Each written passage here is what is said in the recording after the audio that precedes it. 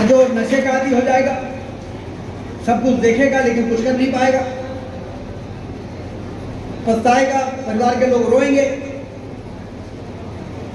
अपनी किस्मत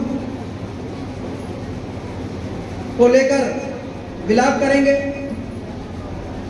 कि जिस बच्चे को हमने पैदा करके बड़ा किया कि कल हमारे बुढ़ापे की लाठी बनेगा, वो गलत संगत में पड़ के और नशे का आदी बन गया है। हमने कसावट की है, नशा का धंधा करने वालों को धरपकड़ हुई है, नशा केंद्र, मुक्ति केंद्र भी बनाए हैं जिसमें कि यदि नशे कोई पकड़ में आ गया तो उसको वहां पे सुधार दें।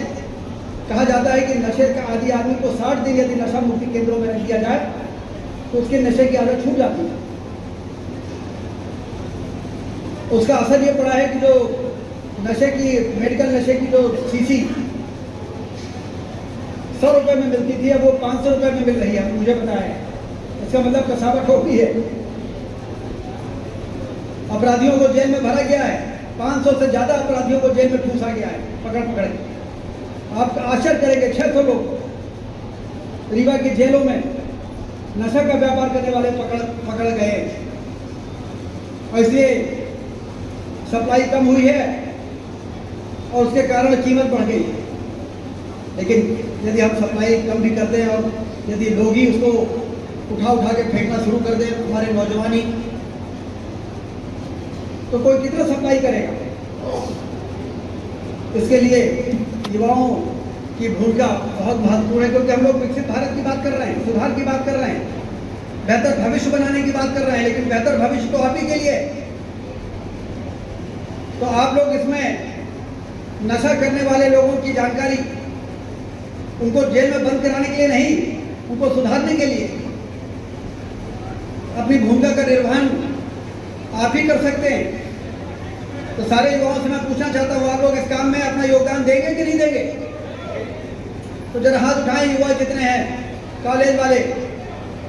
आप लोग को ये पता करना है, नजर रखनी है कि हमारे मोहल्ले का, हमारी गली का, हमारे परिवार का, हमारे कॉलेज का कौन सा लड़का ऐसा है जो कोरेक्स और नशे की आदत के चपेट में आ गया है। उसके साथ सहानुभूति रखना है, उसकी सूची बनाना है, उसकी सूची चुपचाप देना है, किसने दिया मालूम नहीं पड़ेगा। और प्रशासन और डॉक्टर्स उनको सुधारने का काम करेंगे। अपराधियों को तो जेल में बंद करेंगे, सप्लायर हैं, थोक विक्रेता, फुटकर विक्रेता, वो तो जेल में जाएंगे, लेकिन जो उसका सेवन कर रहे हैं वो सुधार केंद्रों में उनको सुधारने का काम होना चाहिए कि नहीं होना चाहिए? ये काम होना चाहिए कि नहीं होना चाहिए? तो आप लोग इस मामले में भी कमर कस के मैदान पर आए, जिससे रीवा जब विकसित हो तो कोई ये आरोप न लगा सके रीवा के ऊपर कि रीवा में कोरेक्स या अन्य प्रकार के किसी नशे पर हमारे युवा उसकी चपेट पर है।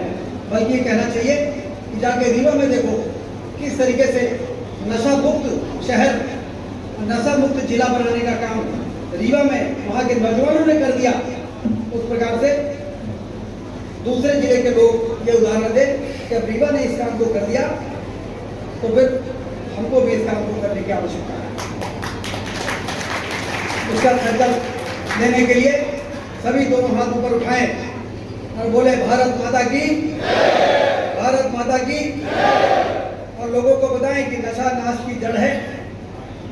नशा अपने लोगों को दुखी करता है, अपने माता पिता की तपस्या को समाप्त करता है, और इसलिए इसका सेवन न तो हम खुद करेंगे और यदि कोई कर रहा है तो उसको भी हम वो न कर सके, इसके लिए जो भी जरूरी काम है उसको हम करेंगे।